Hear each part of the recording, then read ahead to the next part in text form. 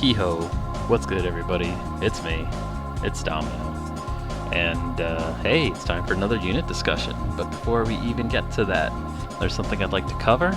I know as of late there's been talk about, which support PM should run. This support's better than that support is bad. This support gets me results, so you should all do it too. I really hate misinformation and, kind of gaslighting people like that when I hear these things, and it kind of makes me a little upset, so I'm gonna start off this video with this.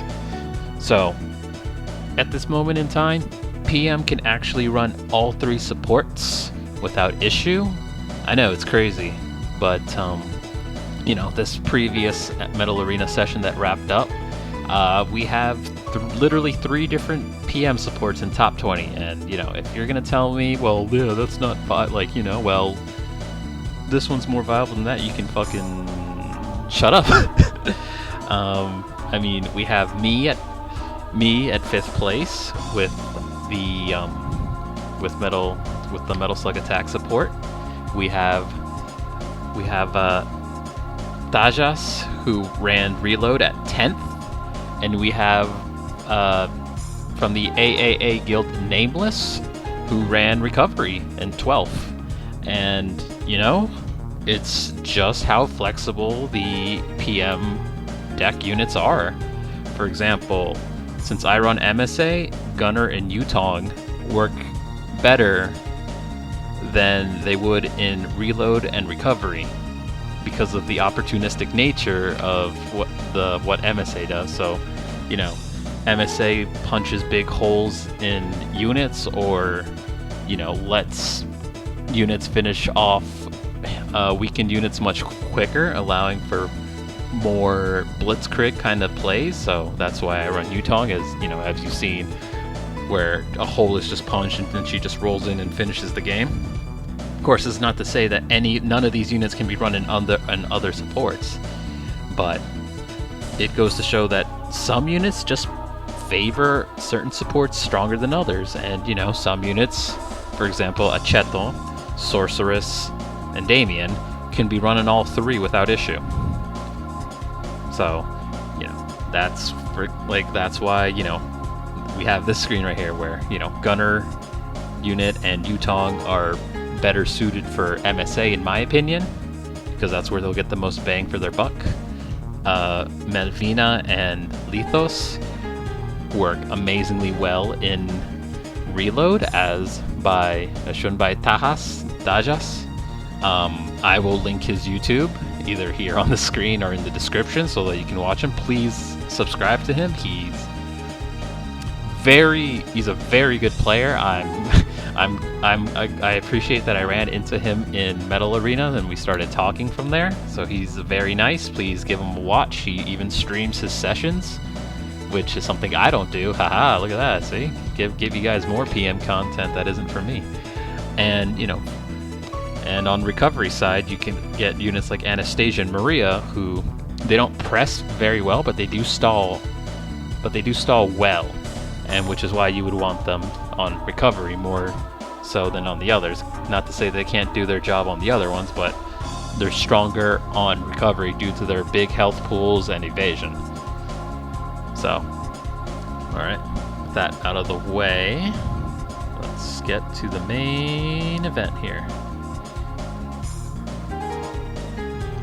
Alright, so it's been a bit since our last unit discussion, and we're going to start things off with the Expert Op unit, the new premiums, and then the buffed units. Not too much this week, but, let's just, staying in order helps keep things easier for me. So first up is Scrambled Egg, which is Toa in a Easter Bunny outfit in a pendulum. Looks dumb as hell. Alright. This unit comes with HP plus, so that's a 69% HP buff to the faction, and that's kind of the main thing there is to it. It's very similar in terms of the PF train unit from a couple expert ops ago, where it came with a speed and movement buff, but sending it on the field, it was just kind of like it's like a filler unit in terms of combat, and that's how I honestly feel about Scrambled Egg. She has a lot of HP, but she is a aerial unit, meaning she has 0 ground presence. She also moves in a weird way where, thankfully that means movement buffs don't affect her. She moves in set distances. Her damage is kind of lackluster as well. 150,000 sounds like a lot, but doesn't really hit that much.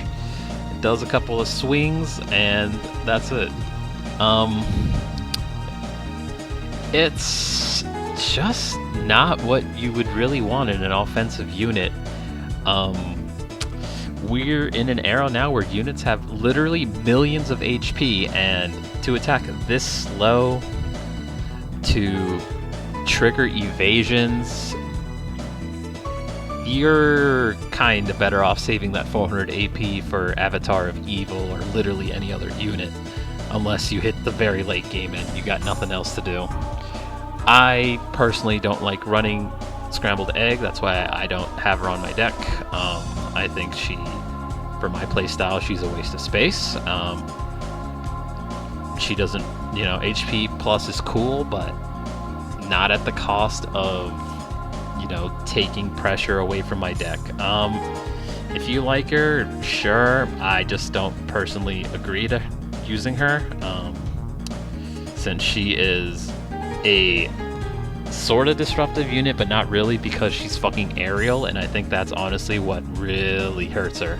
Because if she was like the Augensturms, where at least she's considered a grounded unit and can stall for a long time, that'd be a whole different story. But being purely aerial, really takes it away. But I mean, hey, if you need an HP buff, go for it, Just, be careful that she's gonna trigger a lot of Antlion and Swordiest evasions, and is it really worth it?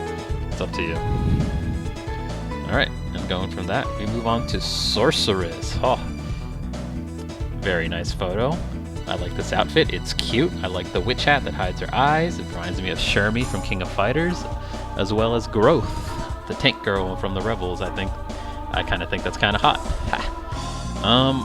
If you saw my last week's Metal Arena adventure, you know how oppressive Sorceress is. Her movement says it's 6.07, but since she moves in set distances, it's, as my friend Spadil has calculated, it's roughly 20. It's actually more like 26 movement. So, yeah, she's 119 AP, 108 with Damian, and she also applies stun and HP heal and has an evasion. She is an amazing early game for PM. Doesn't really matter what support you run, all three can benefit from her.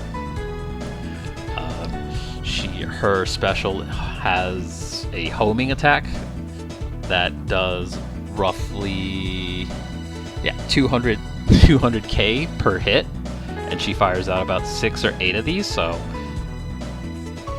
that's kind of a lot of damage. They go pretty far. They track to the closest unit, whether that be on the ground or, unfortunately, if they're aerial and they move past you, they start moving for that. Honestly, the only sort of downside to her, or balance, is that she is sitting at roughly 1.1 million HP, which sounds like a lot, but kind of isn't anymore in the grand scheme of things, as we have units that hit for literal millions, or, units that hit for like 500,000 plus, and kind of that's all it takes, honestly, to end a unit's life, is 1 or 2 unlucky hits and bam, you're done. I think this unit is amazing. If you don't have her, that's gonna be a rough 2-3 months for you, in my honest opinion, because she is incredible at 108 AP.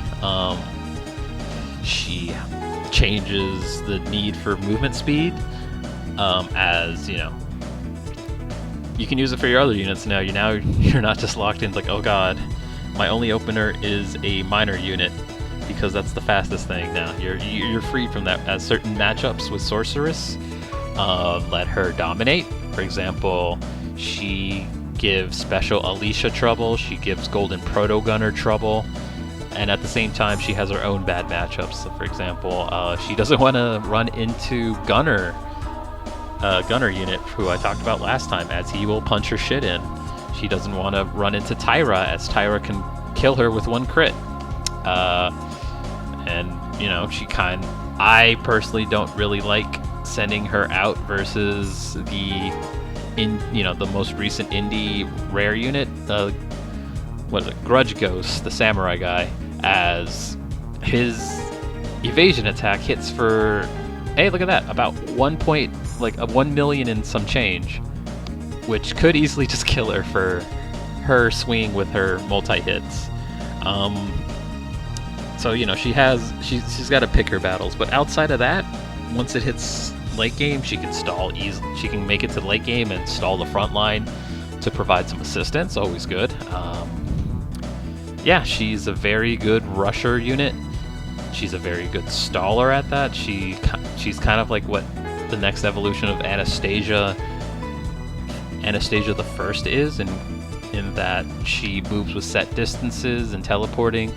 She has a counter that heals, and her special is very solid. No matter what support you run, I definitely think you should run Sorceress. Then next up, we got Damian, the Magic King of Blades, which is a long as fuck name. So here we are. We are finally at a time where PM is getting stun units, and he comes with Stun Plus. He has a stun counter. His picture is pretty alright. It looks like he's kind of staring into the void, but whatever. He has evasion. This is the first Damien done correctly, in terms of that he doesn't have a shitty close range that gets him killed. He doesn't have a mediocre special. He doesn't have a really shitty load. He doesn't run into death range as often, because death range comes to him. Ha! He is just an amazing unit overall. He hits very hard. His special, like Sorceress, also tracks 675,000 per tick plus tracking, and then you add some attack buffs in there, will really put the hurt on things, regardless of the defense. You know, the defense you get for being stunned, it still pays off more on the end, and against units that are stun immune, for example like Sordius, this Damian is a savior, as the attacks will stick to sword until sword is vulnerable, and then they all hit at once. So Damian is fantastic. Yeah, I would still recommend upgrading his stun despite the damage reduction, because he's stun plus. Like, you know, like he's gonna stun even if you set it to low. That's just the nature of the game. And you know, he has good utility with the stun. It takes pressure off of your units if they can't attack back. So, you know, it's worth the little defense boost they get for being stunned if your units get a breather. And that's my take on it. Damien should be run no matter what support you run. He's solid under MSA, he's solid under recover, he's solid under reload, and you know, there's really no downside to using him other than, oh, you triggered a stun counter. It's like, well, you know, that's just the game. His pros definitely outweigh that one con. If you didn't get him from the step up, or step up was a cruel bitch, that's understandable. But you know, hopefully when he circles back around, you'll get him if you don't have him. All right, that's it for the newer guys. As for units that were brought back, we got Maria. Man, if you knew me back in the day, I championed Maria with Summer Miharu. I love this illustration. God, she's so fucking cool. Unfortunately, I think Maria is a unit that works best under recovery or reload, and even then, I kind of think her frontlining is outperformed by Aceto. If you need a frontliner and if you need a win condition, Yutong is much more consistent than her. So I feel like she's stuck in a middle of the road kind of situation where, she can evade, but she also has super armor when she does her special, either one, which leaves her very vulnerable. And in a game where we can now fart out millions in a moment, that could get her killed easily. But yeah, she does a metric fuck ton of damage. Her close range before she gets the blood on it is 284,000. Her special does about 285,000. Again, this is before she puts the blood. When she puts the blood on, it goes up to roughly 600,000 per tick. That's a lot. And at that point, honestly, you just kind of want to mostly use her as a frontliner with the blood and saving her blood special, where it fires in a column only if you're in base range, I guess. If you're missing Aceto, I would definitely use Maria. If you already have Aceto, then you can kind of forego using Maria. There's a ton of options here, and I feel like Maria is just kind of more so doubling down on what Aceto does, but can't really stay up front, as once the field gets swarmed with projectiles and attacks, Maria gets stuck in evasion and has trouble moving to the front. She's not a bad unit, but she's also not amazing. That's just from my testing in lab, that's from my observation in Metal Arena. Good unit, but if you got better options, then you can safely forego her. And then we got OAO-One with her on board fucking illustration that comes at an angle for some reason. So on release, she was pretty lackluster. She had this stupid gimmick where every time you send out a new one, she would get stronger, but the problem is, starting off, she had so little HP that it felt like a big waste to bother with it, because it would just be like only until like form 4 or 5 would she get an actual respectable amount of HP where she wouldn't just explode instantly. Also the game was much different back then, where statuses were very oppressive. Getting stunned once meant your unit died, and her getting stunned back then was just like, well, that was a waste of 224 AP. I think OAO-One is a unit with a lot of potential. Again, if you saw the Metal Arena adventure from last week, you'll see that I used her to pretty good effect. The later the game goes, the stronger she gets.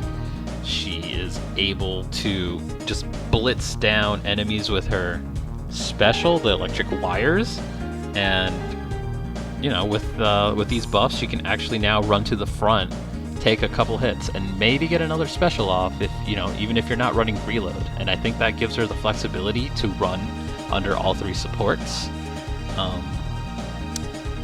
I don't think she benefits more or less than any other support. Reload just obviously will give her more specials, but that's just the nature of reload, so it's a bit of, you pick and choose what units you want to super focus on at the cost of the percentage king MSA. If you got her plat, that's probably the best way to go about her, as is most buff units. I know, shocker. Big reason is that her cost is pretty low as is. At plat, it's 224. It's just that you kind of just don't want to. You kind of want to use her in a, like, I got some extra AP. I'll toss one out. That way, if the game makes it to late game, you can easily keep sending out level 4s and 5s of OAO-One. where, you know, she'll be able to just blast through units with her special, especially if laser unit or was it Death Star Mira, or get a defense down on her target. OAO-One is a good robot girl thing. I like using her. Maybe, you know, her style is too rigid, you know, use her special, then she runs to the front and dies. If that's not your style, then, you know, it is what it is. I think she is just a good pressure unit, and her low cost is probably my justification for running her. But good unit, you know, if you get her, don't feel bad. She's very usable. Then you got the original Miharu. If you guys have stuck with me since long in the past, you'll know that about 2 years ago I was running the special Miharu, the Miharu dressed in all white, to deal with the early game for PM. And hey, this is her original form, and man, she wears her pants really fucking low. Although I kind of wish her ass was bigger. It looks kind of small here. It looks like, I don't know, kind of looks like she has a flat ass, but yeah. So she has 19 million HP. She has a 438k close range that swings 3 times, and her special hits for 858k per tick, and she has 0 iframes. So, a couple of things. One, I know that sounds bad, because unfortunately it kind of is. 0 iframes are pretty iffy. She also has a resist of only 100, so we're in an era where units have fucking 100 plus attacks with resist strain, so like you can have like a 300 resist strain Alice in Heart laser just push her back constantly. It's kind of annoying. I think Miharu is very slept on. With the fence down, her special does 1.3 million per tick, and I believe that's like for between all 3 clouds that she does, that is a lot of damage. Like, very little is going to want to take all 3 clouds of damage with defense down, as very little is going to survive that, especially if it doesn't have iframes. Go ahead, try it in lab. Do defense down on, for example, a Chetel. You'll see how quickly a Chetel gets melted. And, you know, it also has very little resist. It's at 15, so it's not pushing back too much. I think Miharu is honestly only viable under reload. Her initial load is just too slow under, 195 is just too slow under MSA and recovery. But, you know, if you run on reload, here's some notable things that she can take out with ease. She can take out Clark with ease. She can take out Sorceress with ease. That one's huge. Just time her special as Sorceress is like off screen during her special, and Sorceress will land in the clouds, dying instantly. She can take out Clark. I know, what a shock. But she can do it consistently. He chucks the missile, she does her special, since her special gives her super armor, and then she just kills him. She also has a very small projectile eraser window when she walks.